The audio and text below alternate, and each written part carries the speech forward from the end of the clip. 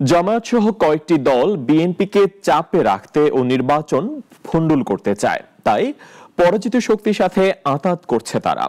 Peer সহ নানান ইস্যুতে কর্মসূচি দিয়েছে এমন অভিযোগ বিএনপি নেতাদের। সমমনা দলের নেতারা বলছেন এতে লাভ হবে তৃতীয় পক্ষের। আন্দোলন নয়, আলোচনায় সমাধানের তাগিদ তাদের। রাশেদুল কাদেরের রিপোর্ট।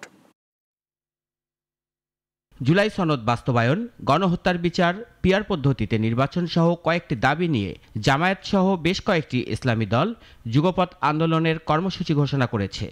আমরা তাদের কর্মসূচি দেখি। এসব কর্মসূচিকে ইতিবাচক হিসাবে দেখছে না বিএনপি। দলটির নেতারা নাগরিক টিভিকে বলেন, জনভিত্তি না থাকায় এক ধরনের বিশৃঙ্খলা ঘটানো এবং পরাজিত শক্তির সাথে হাত মিলিয়ে কোনো ফায়দা লোটার জন্যই এমন কর্মসূচি।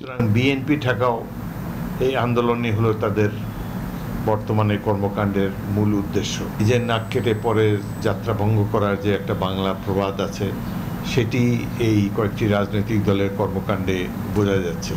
তারা নিজেরা তো মনে করে বোঝাই যাচ্ছে যে তারা জনগণের রায় পাবে না, সুতরাং পতিত স্বৈরাচারের সাথে আঁতাত করেই তারা নির্বাচনকে ভণ্ডুল করতে চায়। আলোচনা চলছে, এর মধ্যে আন্দোলন কেন, এমন প্রশ্ন সমমনা দলের নেতাদের। তারা বলছেন নিজেদের আসন বৃদ্ধি বা সুবিধার জন্য জাতীয় পার্টি তাদের টার্গেট। তবে তারা মনে করেন এই আন্দোলনের কারণে জামায়াত ক্ষতিতে পড়বে। যে বিষয়গুলো নিয়ে তারা আন্দোলনে যাচ্ছে, পত্রিকায় আমি যা পড়লাম, মানে এই বিষয়গুলো টেবিলে আলোচনা ছাড়া নিষ্পত্তি হতে পারে না। রাজপথে স্লোগান দিয়ে পিয়ারের পক্ষে কোনো যুক্তি দাঁড়ায় না।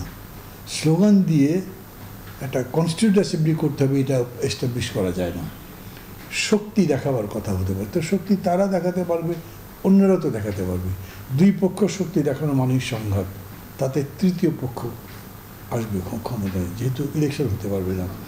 বিএনপি ও সমমনা দলের নেতারা মনে করেন কেবলমাত্র নির্বাচিত সরকারই সংবিধান সংশোধন সহ মৌলিক বিষয়ে পরিবর্তন করতে পারে।